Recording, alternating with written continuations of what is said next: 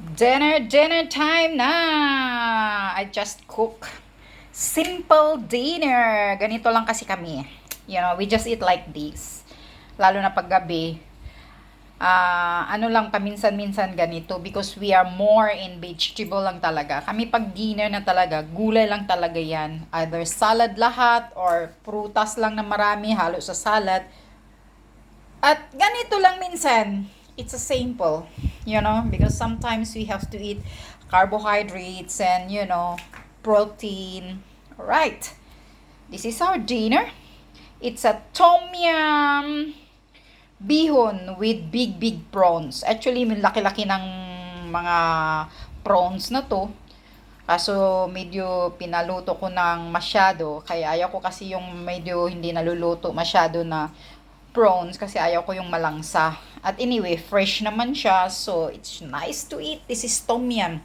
Tom yum means it's like Thailand style cooking. Alright, spicy siya. And we love to eat spicy food.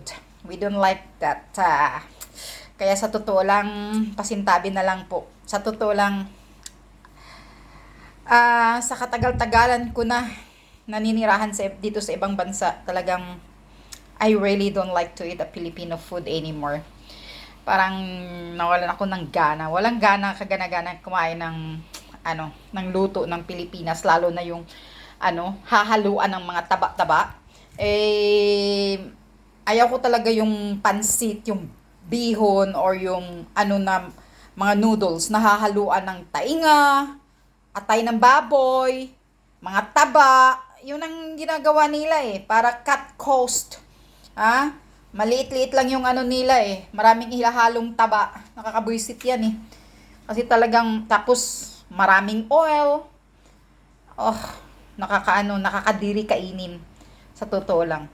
I don't like that. So, I just want to be like this simple, spicy, and then with a simple prawns. So, this is our dinner. Kain na tayo. Dinner time. Gots na. Kasi prutas lang kaninang kinain ko. It's full of grapes lang ang kinain ko kanina. Matching with my 2 slices of bread and coffee. Today is a bihon. Kakain tayo ng carbohydrates. Para hindi tayo, ma-pass out. Kasi minsan pag araw-araw hindi ako kumakain ng carbo, minsan para akong nahihilo kasi mababa yung BP ko. My blood pressure is very low. So, may anemic kasi ako. So, that's why. Uy! Alright, that's it. Kain na tayo. Dinner na tayo, mga kababayan. Kumain na po kayo. Kahit mahirap ang dyan, mahal ang mga bilihin dyan sa Pilipinas. Kain kayo. Kung hindi nyo na kaya, kainin nyo si Bangag. Kainin nyo si Marcos, adiktos ng bayan. Presidenting hayop, inotel, bubu, uto-uto. Yan ang napala sa pagbuto sa gago na yan. Kaya sa ngayong eleksyon na darating, huwag kayong magtanga-tangahan at huwag na kayong magpabudol. Ganyan ang mangyayari sa bansa. Pag kayo'y nagpabudol dahil sa pira, huwag nyong ibinta ang boto ninyo. Pag mayroong kandidatong namimigay ng pira sa inyo, kunin nyo yung pira dahil pira nyo yan, huwag nyong ibuto ang hayop na yan. Ganyan lang ang gagawin ninyo. Pag may mga politikong namimili ng boto, bigyan kayo ng pira, kunin nyo lang, huwag nyong ibuto. Dahil pag nakaupo yan, magnakaw yan. Katulad ng mga ginagawa ng mga politiko ngayon. Pira natin ang nawawala. Pira natin ang ninakaw na naman nila. Yun. Kaya maging matino, maging matalino na kayong bumuto ngayon. Huwag na kayong magpabudol. Hindi na ngayon style ang popularity. Titingnan nyo ang kandidatong may nagawa na sa bansa. Lalo na yung mga paulit-ulit, yung mga recycle na paulit-ulit na nagkakandidato, titingnan nyo kung anong nagawa niya sa bansa bago nyo siya iboto.